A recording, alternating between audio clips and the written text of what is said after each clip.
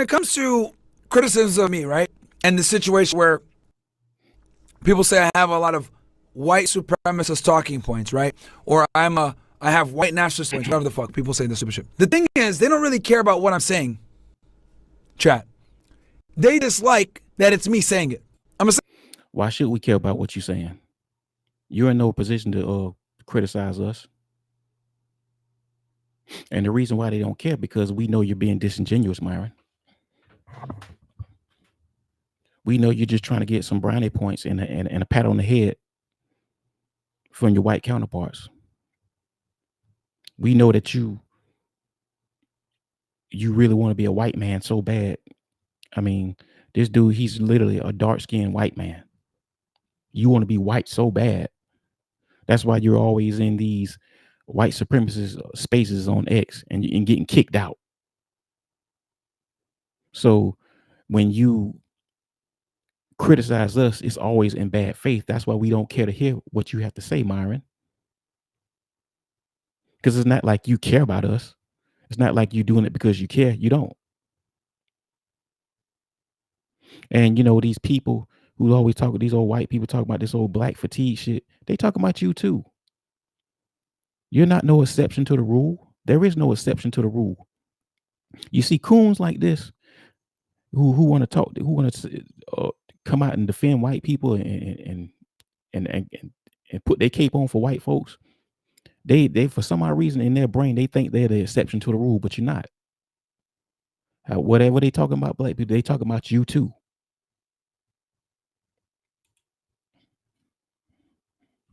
Say that again for you guys. They don't really give a shit about what I'm saying. They have a bigger problem with me saying it because of what I look like and who I am. So instead of attacking my argument, like where I say, yo, black culture has some serious problems. They promote degeneracy. They promote using drugs. They promote selling drugs. They promote being in gangs. They promote killing each other. They promote, having kids out of wedlock. They don't promote the family. The father isn't around. They promote using welfare. All this shit. See, now he's being disingenuous. We promote using welfare. I mean, now he's lying. We don't promote no damn welfare. Not only that, there are more white people on welfare than black people. And those are facts. But see, we know he ain't gonna talk about black. We know he's not gonna talk about white people because he loved them so much. And here's the thing: you have no room to talk about our culture, Myron.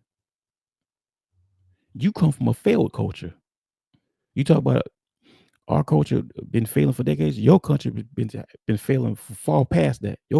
Guys, he comes from a culture where people are literally starving right now. Where you from? The people that is in shambles. The Sudan. This dude is from the Sudan. He's Sudanese. Your country is in motherfucking shambles. You have no room to talk about the black community. I've actually heard this dude say he don't want to live around black people. Dude, I take a black neighborhood any day before I live in the Sudan. Seriously. Even the white supremacists, I bet you anybody they live in a black neighborhood way before they live in the damn Sudan. You have no right. You have no business talking about our culture. You come from a failed culture, sir.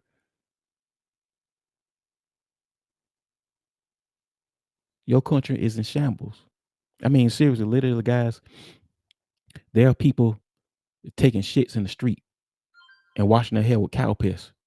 And that's no exaggeration. That's not a joke. It's actual proof of that. You can actually Google it. There are people over there in the Sudan literally taking shits in the street. It's called open defecation. Right? When I talk about this stuff, they look at me and instead of saying, you know what, Myron, you're right about this, you know what they say? You're a tether, nigga. You're a tether.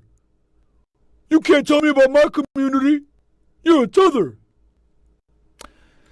Well, you are a tether, Myron. You are a tether. You see, guys, a tether is somebody who who's a non-black American who comes over here to America and benefits off off Black Americans and benefits off our culture, but has like this deep seated disdain and vitriol towards us at the same time, and then they want to speak out against Black American interests. So yes, you are a teller. You are a teller, Myron. So when it comes to our culture, you have no business worrying about us. You said you don't rock with us like that. Stay in your lane and stay out the way. What you always worrying about us for?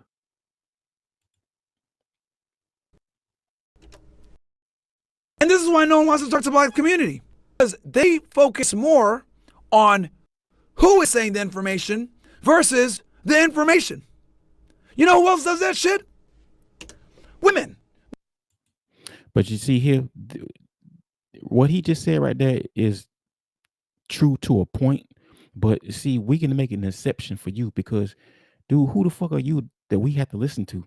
Once again, guys, he comes from a failed culture. You come from a place of failure, Myron. So why should we listen to you?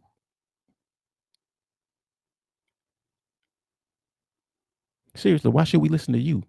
And you see, people like this, they'll come over here and talk about our culture and try to downplay us, but they ain't doing a damn thing to help their culture back where he's from, the Sudan. He ain't doing a damn thing to try to fix starvation over there. I mean, at least literally people over there starving. His country is in shambles. He has no room to talk about our culture. Women also do that shit. They care more about who is saying the information or how the information is said than the content of the information. You guys want to know why the Black community behaves like this? Because it's run by women. That's another ugly ass fucking truth.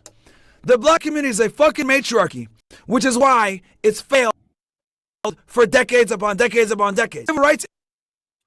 But see, why don't you tell us why your country is failing, then, Myron? Why don't you tell us why your country is failing? Once again, stop worrying about us.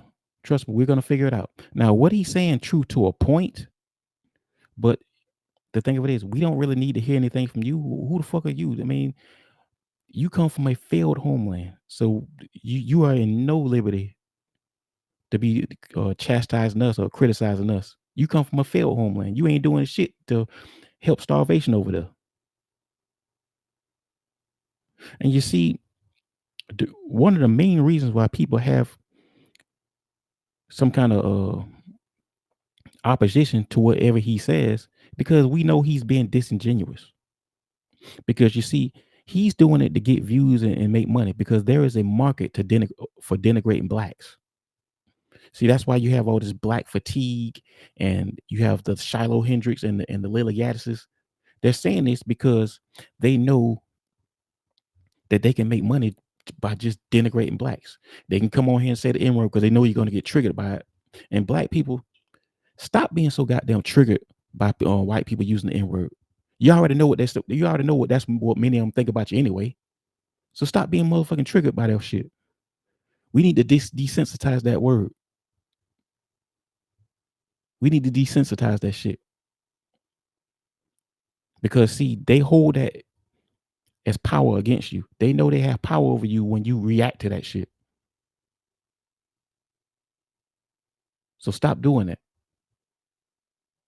And this dude right here, like I said, guys, he's very disingenuous. That's why nobody respects him. You see, he hangs around a bunch of white supremacists or suspected white supremacists, and they talk all this bullshit around him. And we see, the thing of it is, they can talk that shit around him because they feel like they can.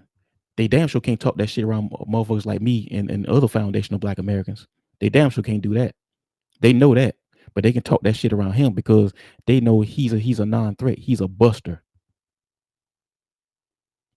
and they don't really respect him.